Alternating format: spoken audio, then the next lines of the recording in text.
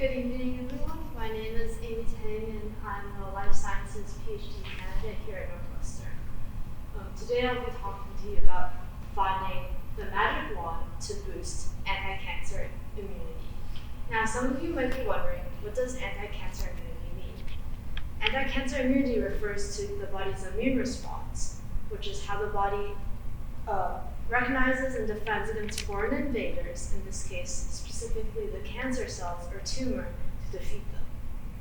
Now, before we can talk about anti-cancer immunity, first I'll introduce the key players in this role. While there's a variety of different immune cells in the body, the type of immune cells I'll be focusing on are T cells.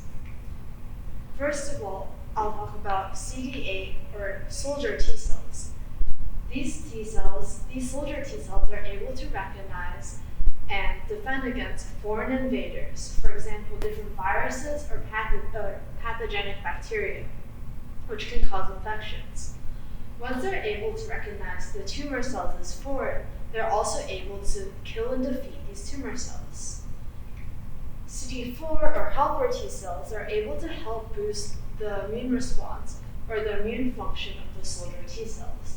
So they can do this by, one, activating the soldier T cells or pushing the on button for the soldier cells to turn on, and also by releasing signaling molecules for the power of the soldier T cells. However, once we turn on the immune response, we also need to have a way to turn it off. And that's where this police force or T regulatory cells come into play. This police force of cells are able to tune down the immune response, so once any foreign invaders are defeated, you don't have continuous inflammation in the body, and they're able to maintain immune homeostasis. Another way to think of immune homeostasis or immune status quo is that there needs to be a balance between this police force and your soldier and helper T cells in the body. So there needs to be a balance between these two groups. In the case where you have an overwhelming amount of soldier helper T cells, in which case you have too much of an immune response and you're unable to fine-tune it down, you end up with diseases, with autoimmune diseases, such as multiple sclerosis or psoriasis. In the case of cancer, oftentimes, you have the opposite effect, where the tumor cells themselves are able to suppress the soldier and helper T cells through some of the same mechanisms that this police force of Tregs are able to use. Fortunately, with this development of immunotherapies, we're able to boost the response of these soldier and helper T cells and go from a scenario where the tumors are suppressing the cell's functions, so they're unable to defeat the tumor, to a scenario where now these soldier and helper T cells are able to attack the tumor and clear the tumor itself. Unfortunately, these treatments do not always work. In many cases, the tumor itself can recruit this police force of cells to act as a bodyguards for the tumor, and this police force is able to prevent the soldier and helper T cells from clearing the tumor. Furthermore, this leads to an imbalance, essentially, where the police force is able to overwhelm the soldier and helper T cells. Furthermore, the tumor cells are actually able to release signaling molecules, which then further boost these police force, essentially giving them swords and shields and increasing their suppressive ability against the soldier and helper T cells.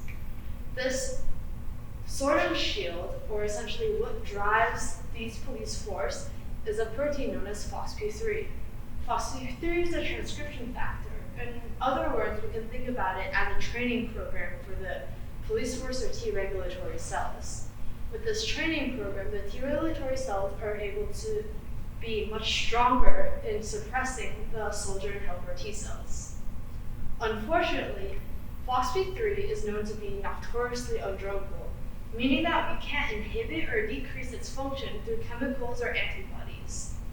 And furthermore, as I mentioned, if we completely abolish this training program or try to knock out FOXP3, this would lead to autoimmunity, where you would have an imbalance between your soldier and helper T cells and your police force, and you're no longer able to maintain immune homeostasis. homeostasis. So now in my lab, what we're trying to do is to use a novel strategy or a magic wand of sorts to target FOXP3 specifically.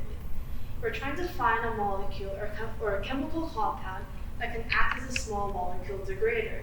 This chemical compound could be something like a chemotherapy drug or aspirin, and we hope to go from a scenario where we have a lot of training for these Tregs or police force, where they receive less training, allowing for the soldier and helper T cells to destroy the tumor again. However, now some of you might be wondering, didn't you just say FOXP3 is notoriously undruggable? Well, it is. However, our goal is to use the protein's own garbage collection system, or the cell's own garbage collection system, to target FOXP3. So the two pathways that we're targeting are ubiquitination and deubiquitination. Now, while these pathways might sound very complicated, you can think about it as an act of moving a file on your computer into the recycling bin. While this act of moving the file into the recycling bin isn't deleting the file right away or marking the file for deletion. That's a process of ubiquitination. Deubiquitination is the act of dragging the file out of the recycling bin, and so we're unmarking the protein or unmarking the file for deletion. Now our goal is to find a molecular glue or chemical compound that can act as one between the Pac-Man-like protein, which is doing the dragging and dropping of FOXP3 into the cell's recycling bin, and this would lead to overall decreased FOXP3 levels since we're marking it for deletion. Currently, we're trying to identify different chemical compounds that can act as this molecular glue or hold together this Pac-Man protein and FOXP3. Simultaneously, through this process, we're also going to identify different molecular glues or compounds which can unmark FOXP3 for deletion by coupling FOXP3 to proteins that directly unmark FOXP3 for deletion. These second set of chemical compounds can be further developed to treat autoimmune diseases. And with this, we hope to go from a scenario where you have immunotherapies that help boost your soldier and helper T cells, in addition with our chemical compounds that can further decrease the suppressive abilities of this police force so that the soldier and helper T cells are able to better work. And with that, we hope to eventually pave the way to develop new clinical therapeutics that can be used to save countless more lives. Thank you.